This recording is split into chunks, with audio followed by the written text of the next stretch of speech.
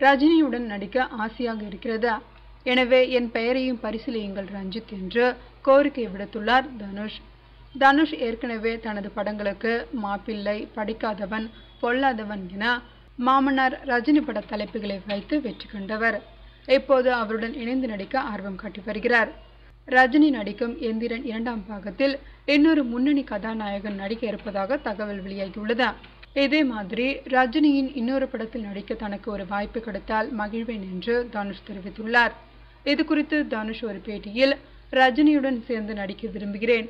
ரஞ்சித் இயக்கும் படத்தில் அப்படி ஒரு வாய்ப்பு கிடைத்தால் மகிழ்வேன். அந்த படத்தில் நடிக்க என்னையும் பரிசீலிக்குமாறு ரஞ்சித்தை கேட்டுக்கொள்கிறேன் என்று கூறியுள்ளார் தனுஷ்.